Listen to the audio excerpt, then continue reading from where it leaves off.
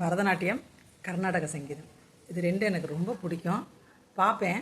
ஆனால் எனக்கு சுத்தமாக அதில் எந்தவித ஞானமும் கிடையாது, சுத்தமாக கிடையாது, துளி கூட கிடையாது. ஆனால் நான் கவனிப்பேன். தூர்தர்ஷனில் போடுவாங்க, ரெண்டுமே போடுவாங்க, நான் கவனிச்சிருக்கேன். அப்படி இருக்கும் பட்சத்தில் அவங்கள நான் என்ன நினைப்பேன், இவங்க ரொம்ப அறிவு ஜீவிதமானவங்க, புத்திசாலிகள் அப்படின்னு நினைப்பேன். அதே மாதிரி பத்மினி அம்மா இல்லை வேறவங்கெல்லாம் வந்து அந்த அந்த நடனத்தை எப்படிலாம் வித்தியாசமாக கொண்டு போகலாம் நிறைய யோசித்து அவங்க ஏதாவது ஒன்று பண்ணுவாங்க. ஆனால் இப்போ கொஞ்ச நாளாக நீங்கள் ஷார்ட்ஸ்லலாம் பரதநாட்டியம் ஆடுறதை பார்க்குறீங்க.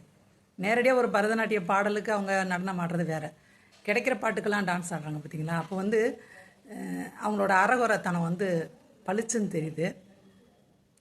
நான் நிறைய பாட்டை கடந்துட்டேன். இன்னும் இந்த தடவை சரி இதை சொல்லுவோமே அப்படின்னு தோணுச்சு. பூக்கள் பூக்கும் மதராசப்பட்டினம். பூக்கள் பூக்கும் தருணம் ஆறுயிரே யாரும் பார்த்ததில்லையே. அதில் வந்து நடனத்துக்கு வேலை இல்லை.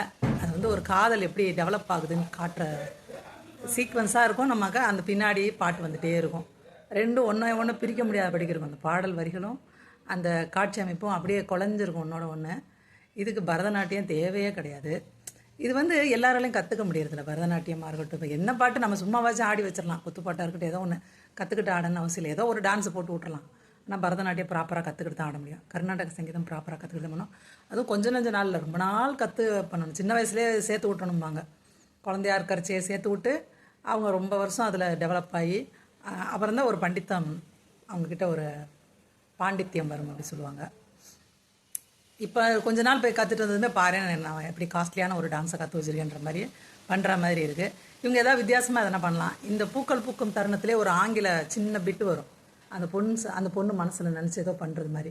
அந்த ஆங்கில பிட்டுக்கே கூட இவங்க நினச்சா நடனம் ஆடலாம். அந்த மாதிரி ஒரு நம்ம எதிர்பார்க்காத ஒரு வித்தியாசமாக பண்ணணுமே தவிர ஒரு அழகான பாடலை கெடுக்கிற மாதிரி பண்ணக்கூடாது. அது ஒன்றுமே புரியலை. அந்த பொண்ணு கை எப்படி ஆடுது அப்படி ஆடுது, அந்த பாடல் வரிகளுக்கும் அதுக்கும் பொருந்தலம் தான்.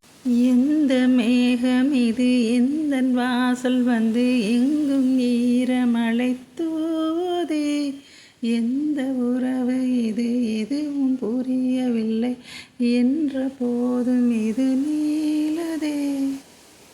இப்போ நான் பாடினல இந்த வரிக்கு தான் அந்த பொண்ணு ஆடி இருக்கு. இவ்வளோதான் அந்த பாட்டு, அது ஆடினது இவ்வளோதான். இதே பாடலில் ஒரு இங்கிலீஷ் வரி சின்னோண்டா வரும், அந்த பொண்ணு பாடுறது மாதிரி, ஹீரோயின் பாடுறது மாதிரி. அதை கூட இவங்க ட்ரை பண்ணலாம். அது ஆங்கில வரிகள் இருக்குல்ல, அந்த ஆங்கில வரிகளுக்கு பரதநாட்டியத்தில் இவங்க வியாக்கியானம் கொடுக்கலாம். சூப்பராக இருக்கும்.